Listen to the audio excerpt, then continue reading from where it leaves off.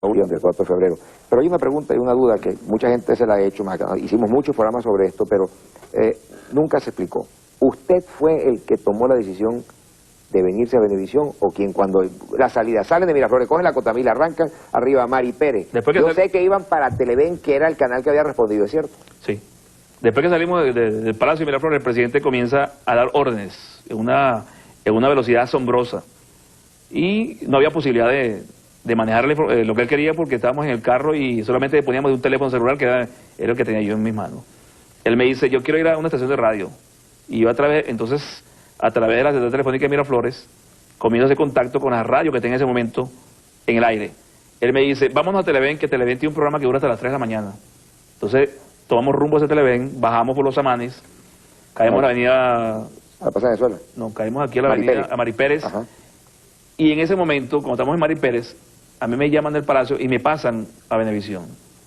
En Venevisión me atiende un señor que yo conozco. Díaz Rojas. El comisario Efrén Díaz Rojas, y me dice, ¿qué estás haciendo? Y bueno, voy a una estación de radio. ¿Puedo ir para allá? Entonces me dice, 20. ¿En qué momento, cuánto tiempo te demoras tú de salir al aire? Me dice, en 2 minutos estás en el aire. ¿Con quién vienes? Digo, voy solo. Le digo yo a Díaz Rojas. El presidente en ese momento no habló. Vinimos aquí a Venevisión. Qué falso que se metieron en el hotel de enfrente también. Llegaron a la puerta del canal y tampoco el presidente fue cubierto con un abrigo ni nada de lo que han dicho por ahí la prensa y otras cosas que han dicho. Vinimos directamente aquí, al entrar aquí, él salió al aire por una misión que es especial. Sí, cómo no. Él habló al país. Que la tenemos ahí grabada. Esa misión, ese discurso del presidente, esa locución del presidente al pueblo venezolano, dijo 2 cosas. Le ordeno a las Fuerzas Armadas que regresen a sus cuarteles. El presidente en condición de comandante en jefe de las Fuerzas Armadas. La mayoría de los militares no regresaron a los cuarteles, inclusive los alzados. Y segundo, fue prácticamente, a mi manera de ver, el momento donde los que estaban en Miraflores, rodeando Miraflores, se dieron cuenta que la misión militar para tomar el palacio había fallado. Y al presidente. Claro, y también al presidente, porque el comandante fue mayor y Jun Díaz le pusieron un televisor a los alzados para que vieran al presidente hablando por televisión. En ese momento, yo pienso que fue el efecto disuasivo frente a las tropas alzadas que rodeaban Miraflores. Las tropas alzadas no fueron controladas por ninguna unidad militar, solamente por la casa militar. Porque en ese momento no había llegado el apoyo que yo le había pedido al ejército. Fíjese, usted está aquí y empieza... Dígame. Hay una cosa importante de lo que acaba de plantear Carlos.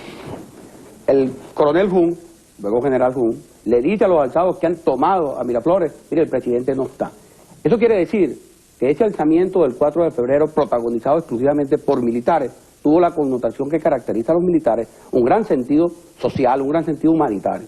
Yo creo que si algo caracteriza al 4... Como no, ya hubo discusiones de mayor con ellos, pero hay una cosa importante. Si algo debemos estudiar como un hecho histórico, es la calidad de este trato, tanto de nosotros, los militares que estábamos defendiendo la legalidad y la Constitución, como los oficiales que con las razones que ellos describen, sin hacer juicio de valor, tuvieron esa actitud. Yo creo que aquí hubo mucha solidaridad y eso evitó derramamiento de sangre. ¿Solidaridad militar, pues? Sí, señor. Yo creo que este fue un enfrentamiento netamente militar. ¿Y usted también lo piensa así? Yo pienso lo que dice Ojeda, en cierta forma estoy 100% de acuerdo con lo que él dice. Lo que no estuve de acuerdo yo inicialmente fue en la forma como atacaron a los soldados del regimiento. Le lanzaban una granada fumígena o lacrimógena y cuando los soldados salían corriendo los ametrallaban. En cierta forma en el palacio salieron heridos 38 soldados del regimiento y muertos 5 efectivos del regimiento. ¿Usted qué dice como militar también? Yo creo que se utilizaron armas en exceso, digamos, por sus características. No creo que era necesario utilizar armas antitanques, no creo tampoco que hubiera sido necesario, sobre la casona particularmente, haber disparado morteros. Y evidentemente que ahí la responsabilidad es de los comandantes, que autorizaron ese plan de carga y autorizaron la utilización de ese tipo de armas contra un regimiento que estaba en condiciones muy inferiores. Ahora, volvemos entonces a la situación. Llegan aquí empiezan a controlar, el presidente llama de aquí, estando en Venevisión, utilizando Venevisión pues por esa decisión suya de la llamada, etcétera. No, la decisión fue del presidente Pérez. Cuando yo tengo por teléfono al comisario Efrén Díaz Rojas, Yo le digo, presidente, ¿hacia dónde vamos? ¿Televen o Venevisión? Tengo aquí a Venevisión en el aire, en el teléfono. Dice, vamos a Venevisión. Y decidimos venir aquí porque... ¿Cambiaron en la Plaza de Venezuela en la vuelta? Cambiamos la avenida, sí, en la Plaza de Venezuela, no, cambiamos aquí en la avenida... Andrés Bello. Andrés Bello. Ajá. Por donde está la clínica Méndez Jimón. Por ahí más o menos fue que cambiamos el rumbo. ¿Desde aquí empiezan a controlar ustedes? Bueno, el presidente pasa a un despacho que aquí le dieron, sí, una oficina que le dieron, creo que el señor Cisneros. Era la oficina, pero Cisneros no estaba aquí. Edgardo de Castro la abrió junto con Efraín y estuvieron ahí trabajando. A mí me atiende un periodista llamado Arturo Vilar, que fue el que preparó la salida al aire del presidente por televisión, y posteriormente, en la medida que iba llegando gente aquí a la televisión, sin ningún tipo de escolta, porque solamente teníamos la escasa defensa que podían dar dos decanes y 2 soldados más la escolta civil, que éramos 5 o 6 personas. Más lo que trajo la DICIP en ese momento después. La DICIP atendió la emergencia nuestra y nos mandó al grupo comando de la DICIP, que se presentó a Venevisión más o menos a las 1:30, y ya con la presencia del grupo comando de la DICIP, fue que en mi caso particular comencé a tener cierta tranquilidad, porque no pude comunicarme en ningún momento más con ningún comandante de fuerza, ni con el ministro de la Defensa, ni con ningún militar, excepto la Casa Militar y la Casona, más nadie. Como a las 2 de la mañana llegó aquí a Venevisión el general Sepúlveda Sierra con 2 pelotones que mandó el general Maya Cardona, como me lo había prometido, a darle seguridad al presidente. Ahí ya en Venevisión había muchas personas. El primero que llegó fue, por cierto, el doctor Eduardo Fernández, y yo no lo dejaba entrar. Porque hay que tener claro lo siguiente: en una situación de emergencia, donde la Casa Militar solamente protege y custodia al presidente, yo no quería tener más personas a quien proteger.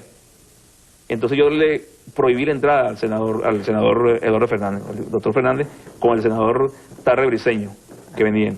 Cuando le informó al presidente, me dice, no, déjenlos pasar, ¿cómo es posible? Necesito que ellos pasen para que conformemos aquí el grupo en defensa de la democracia. Entonces yo los hago pasar, pero al hacerlo pasar a ellos, se metió un gentío aquí de Venevisión. Y yo perdí temporalmente el control y la seguridad del presidente, porque era lo más delicado para mí en ese momento, la seguridad de él. Claro, viéndolo desde el punto de vista nacional, era importante el apoyo de las fuerzas políticas y del Estado, que le dieran fortaleza al presidente Pérez, como en efecto fue. ¿Tú viste al presidente en la televisión desde tu casa o estabas aquí? Yo vi al presidente en televisión, ¿no? Ajá. Y inmediatamente me vine para acá. Okay. Porque además es un acontecimiento que vale la pena relevar, ¿no? Y yo se lo explico a veces mucho a los alumnos en la universidad, a mis estudiantes en la universidad. Y es que en una sociedad democrática, en una sociedad pluralista, donde existen medios de comunicación, organizaciones diversas, es decir, existe una complejidad institucional. Es difícil que un golpe militar sencillamente se imponga. No solamente por lo que yo sí creo que el comandante Chávez no supo en lo que se estaba metiendo. Es decir, no podemos invocar para justificar digamos la derrota de Chávez, su derrota militar. No podemos invocar a la complejidad del objetivo, porque entonces en ese caso es como un ingeniero que hace un edificio muy grande y después se le cae y dice, bueno, no, que el edificio era muy grande y el terreno era muy difícil. No se puede, ¿no? No podemos invocar nuestra incompetencia para justificar un determinado error. Pero lo que yo quiero decir es que se demuestra cómo Carlos Andrés Pérez y el sistema democrático, que prácticamente había desaparecido, o sea, no había estado, con el presidente por ahí dando vueltas en un carro, no había estado. Se recupera el Estado y la majestad del poder y del sistema democrático a partir de una institución de la sociedad civil como es Venevisión en este caso. El papel que cumple Venevisión es fundamental. Sí, por la casualidad de la llamada en aquel momento. Pero y de hecho, aquí se congrega todo el mundo, hasta las 6 de la 7 de la mañana. Sí, hasta que se van para mi abuelo. Pero digo una cosa, antes de ¿por qué creen ustedes, si decimos militarmente y resumimos en 3 puntos, ¿por qué falló Chávez? Dígame mejor. Bueno, yo creo que el golpe militar del 4 de febrero falló porque no lograron capturar su objetivo fundamental, que era poder retener al presidente Pérez. Es más, yo voy a estar de acuerdo de que estuvieron a punto de lograrlo, porque tal como lo señala Carratú, mire, fue por razones de centímetros, pues, que ellos no se apoderaron del Palacio de Miraflores con el presidente adentro. Yo creo que el golpe militar del 4 de febrero es la sublevación militar más importante que ha ocurrido en Venezuela en este siglo. Mire, lograr que 12, 14 unidades militares de alto nivel, y las mejores, porque eran los batallones misilísticos y las unidades blindadas, se hayan alzado, y que nosotros, el Estado venezolano, no se haya dado cuenta. Yo creo que eso es un alzamiento de gran magnitud. No se logra triunfar ese movimiento. ¿Por qué? Bueno, porque no lograron su objetivo, y también hay que reconocer la actitud valiente del presidente Pérez, porque en cualquier otra circunstancia se asila y tuviéramos aquí otro sistema de gobierno. Permítame, Nelson, que me interesa comentar sobre lo que dice Ojeda. Y es que, efectivamente, mira, yo me he puesto a examinar algunas historias de golpes militares latinoamericanos. Y mira, estoy casi a punto de llegar a la conclusión de que el golpe militar más ramificado, más complejo y con mayor involucración de unidades después del golpe de Pinochet es el golpe de Chávez en Venezuela. ¿Por qué cree usted, general Heinz, que fracasó Chávez o el alzamiento en ese momento? Aquí se han analizado como causa del fracaso algunas razones de carácter táctico, otras de carácter técnico. Indudablemente que hubo una delación, sí la hubo, eso está absolutamente confirmado. Ya en horas del mediodía, el comandante general del Ejército había recibido a las 2 de la tarde al general Delgado Gainza, director de la Escuela Militar, que tenía la información por cuanto algunos oficiales de la Escuela Militar que estaban implicados se negaron. Se tomaron algunas medidas, evidentemente, que impidieron que en Caracas se cumplieran al extremo la planificación establecida, ¿no? Por los golpistas. Por los golpistas, ¿no? Y quizás también hay unas razones de tipo técnica muy analizadas por el componente subversivo civil en una crítica constructiva que le achacan a los militares de que le dieron mayor importancia a la seguridad, dada la magnitud que ustedes acaban de señalar, y no buscaron o no informaron adecuadamente a los apoyos civiles y populares que estaban planificados y previstos. También se critica la propia izquierda a los golpistas el no haber consolidado la televisión. Ellos dicen, esto es una expresión de la izquierda, de la ultraizquierda, que Chávez perdió ante el general Televisión. No fue capaz de controlar los medios de comunicación audiovisuales. Y tampoco ¿Qué es lo que se lanza el 27 de noviembre? Que ya pensaron en aquello. Tomaron las medidas para el 27 de noviembre, tomaron el canal, hubo el llamado a la insurrección y no hubo la respuesta a ese llamado. Pero sí hubo, antes del 4 de febrero, sí hubo algunos contactos con organizaciones civiles, sí hubo algunas expresiones, y es más, inclusive yo pienso que hubo un adelanto. Y eso llevó a Chávez a sentir que no podía contar con sus, digamos, aliados civiles, porque las medidas de seguridad, digamos, la operación en sí, estaba en peligro. También se reconoce por ahí, de parte de los mismos participantes, que había como una división interna, ¿no? Había un grupo de capitanes, posiblemente liderizados por Ronald Blanco Lacruz y Rojas Suárez, es posible, que se estaban impacientando, ¿no? Hay alguna información no muy verificada que indicaba que la fecha prevista era el día 6, no el día 4.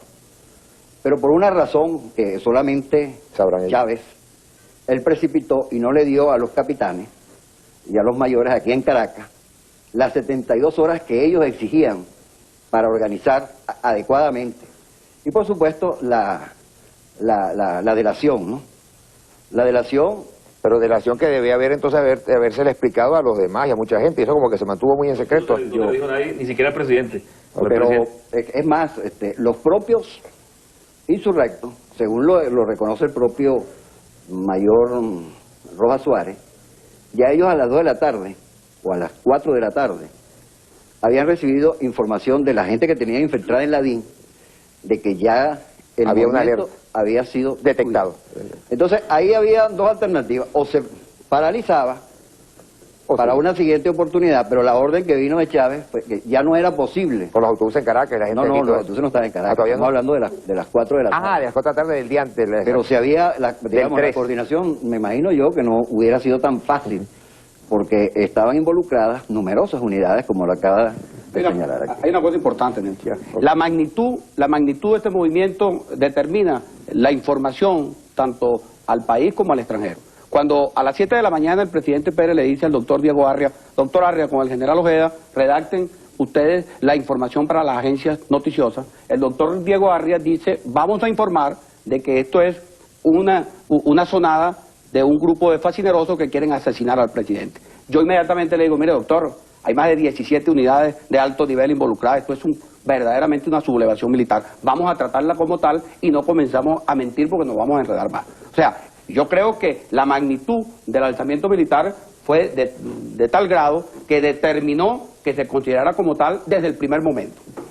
Okay, pero ella va, antes de que vamos un momentico al corte para regresar a la última parte, porque sé que usted tiene que hablar de esto más, y también quisiera que analizáramos un poco lo que hizo Chávez cuando fue presentado después. Ya volvemos. ¿Cómo se logran mover estas unidades, planificar la operación, cómo logran la coordinación, las comunicaciones y la carga de las unidades tácticas blindadas, el desplazamiento de las tropas desde Maracay hacia la capital, la salida de la brigada blindada y la llegada de los tanques a Miraflores? Y en el ejército, y en la Fuerza Armada, y en el alto mando naval, militar, no se supo nada. El general Hein acaba de decir que a las 2 de la tarde ya el golpe estaba develado. Si el ministro de la Defensa o el alto mando militar pasan a cuartelar a todas las tropas, o a todas las unidades militares, esa gente no se puede mover de los cuarteles, o se insubordina, pero no sellan al presidente y lo sitian en Miraflores, que fue como ocurrió realmente. Y máximo cuando estamos viniendo del extranjero y estamos sorprendidos. Él fue sorprendido totalmente por lo que ocurrió. Y aparte de eso, el negarme el apoyo o el no darme el apoyo militar cuando sabían todos que el presidente estaba en una posición muy incómoda y difícil, donde las Fuerzas Armadas deberían haber apoyado, o los leales en este caso, al sistema democrático. Bueno, eso es lo que a mí me sorprende y nunca he logrado entender. Ahora, esto también venía de antes, aquella toma de lo que hablaron ustedes al principio del programa, como de cuando los tanques aquellos famosos del presidente Lucinchi que quisieron cercar en el Ministerio del Interior al presidente encargado, que era Simón Alberto Consalvi, de ahí arranca todo, más o menos, ahí viene ya, esa es la misma gente. ¿O antes? Antes de eso, ok. Pero fíjese, ahora, llegan aquí, de aquí se vuelven, bueno, volvieron a Miraflores y tal, pero ahora, Chávez se entrega... Hay un hecho importante al llegar a Miraflores. Nosotros llegamos a Miraflores porque el general Jun me informa por teléfono que ya el palacio está controlado, los alzados se entregaron. Llegamos a Miraflores aproximadamente a las 5:30, 5:15 para las 6. En ese momento es cuando yo veo al ministro de la Defensa que se acerca a hablar con el presidente e ingresamos al despacho presidencial. Antes, aquí en Venevisión, un periodista se me acerca llamado Arturo Vilar y me dice: almirante, yo soy opuesto al presidente Pérez, pero en este momento es la democracia la que está en juego. Yo le voy a dar mi teléfono, las llaves de mi carro y las llaves de mi apartamento para, en caso de que usted tenga que salir de Venevisión, usted se vaya para allá. Ya en el grupo de políticos y personalidades que estaban aquí en Venevisión, me habían hecho varias preguntas, que para dónde iba yo con el presidente, que qué iba a hacer, que cómo yo lo iba a proteger. Yo a ninguno de ellos le respondí, porque a la hora de evacuar al presidente aquí, ellos iban a quedar aquí y yo me iba solo con el presidente y la escolta que teníamos conmigo, más la ICIP y la Guardia Nacional. Volviendo al Palacio, llegamos al despacho y el presidente decide volver a hablar al país. Le preparamos el escritorio, el presidente comienza a hablar y el ministro Ochoa Antich se para y se coloca al lado izquierdo del presidente, en el momento que están iniciando una transmisión que para ese entonces pensaba que era diferida, no era en vivo, no era directa. El presidente habla al país, le dice su mensaje, pues, que ya se ha recuperado el control militar, que ya algunos facciosos han sido detenidos, que se han rendido y que se continúa, pues, fortaleciendo la democracia y el sistema democrático. Cuando el presidente termina de hablar, el ministro de la Defensa comienza a hablarle al país también. En ese momento el presidente, visiblemente molesto, increpa al ministro y lo manda a callar. Y le dice que no siga hablando, que el presidente de la República... Cállese la boca, ministro, yo soy el que hablo, usted no está autorizado para hablar. En ese momento, claro, hubo un silencio rotundo en el despacho presidencial. Yo salí del despacho y ordené ingresar al despacho 2 edecanes adicionales porque yo me sentía incómodo con la presencia del ministro de la Defensa en el despacho y viendo lo que había visto en ese momento. Pero fíjese una cosa, el momento después de aquello ya Chávez pasa con un general o con un coronel que lo tiene como 2 o 3 horas, que mandado por Ochoa Antich, que se llama Santelí Ruiz. Bueno, presentan a Chávez, que llega al Ministerio de Defensa, me lo contaron en aquel momento Daniel y todo, uniformado con sus armas y todo el reglamento y tal, y hacen la presentación esa famosa, que la puede rodar, director, si la pueden rodar ustedes, la pueden rodar y hablan encima de eso. ¿Qué habían logrado? ¿Por qué salió Chávez en directo? Porque sabía y salió uniformado y todo. Bueno, yo no estaba en el despacho presidencial cuando ordenan que saquen al comandante Chávez por la televisión. Pero sí me informó la decán que el presidente había dicho que saliera en diferido y no en vivo, ya que era un oficial detenido y que había participado en un alzamiento militar y que no podía aparecer ni armado ni con los signos, pues, que lo identificaran como paracaidista. ¿Cómo sale de ahí? Ustedes pueden ver en la televisión la expresión del comandante Chávez y lo que lo rodean. Pero hay una cosa también importante, Nelson. En ese momento yo estaba en Miraflores Y es que el comandante Arias Cárdenas y el capitán en Valencia de la 41 Brigada Blindada del fuerte Paramacay exigieron la presencia del comandante Chávez para saber si era verdad que había fracasado el golpe. Y una de las cosas, no querían ni por teléfono ni por nada, sino que querían ver, y ante la evidencia y la necesidad de parar el alzamiento y evitar un derramamiento de sangre, se sacó en vivo la figura del comandante Chávez. Había ordenado el despegue a los F-16 y habían hecho misiones de vuelos sobre Caracas, sobre Maracay y sobre Maracaibo, en apoyo a la democracia. Lograron disparar incluso sobre Valencia. Y yo tengo una anécdota curiosa. El presidente de la República le había señalado al ministro de la Defensa, Ochoa Antí, que tomara con la Fuerza Aérea, que destruyera los tanques del fuerte Paramacay con la Fuerza Aérea. El ministro Ochoa estaba ganando tiempo. Cuando era casi inevitable la necesidad de emplear la Fuerza Aérea, porque el presidente lo requería, él se voltea hacia mí y me dice: Nelson, qué broma, entre Bandán y la Fuerza Aérea van a acabar con los tanques venezolanos. Bueno, ahora, Te la comiste con eso.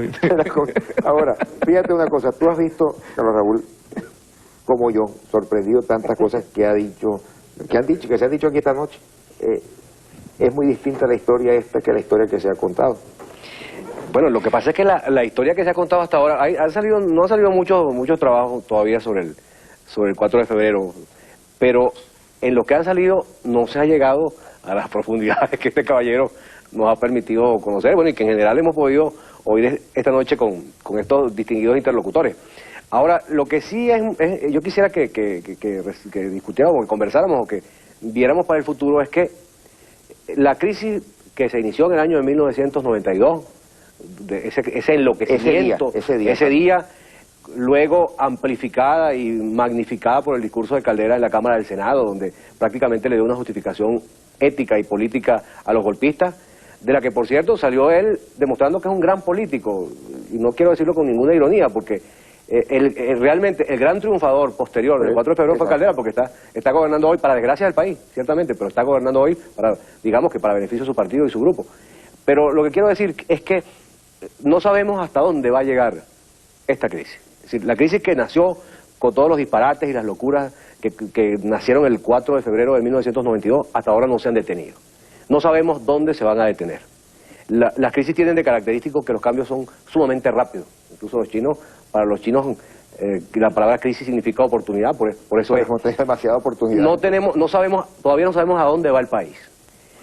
Por eso yo simplemente quisiera llamar la atención tanto a ustedes como en general a la sociedad democrática venezolana, que tiene que estar muy alerta para evitar que este tipo de monstruosidades, como son los golpes militares, el autoritarismo, las tentaciones de resolver los problemas delicados de una sociedad democrática a través de la fuerza, ojalá queden borrados para siempre de las posibilidades y del futuro de nuestro país. No, Nelson, pero también hay una cosa.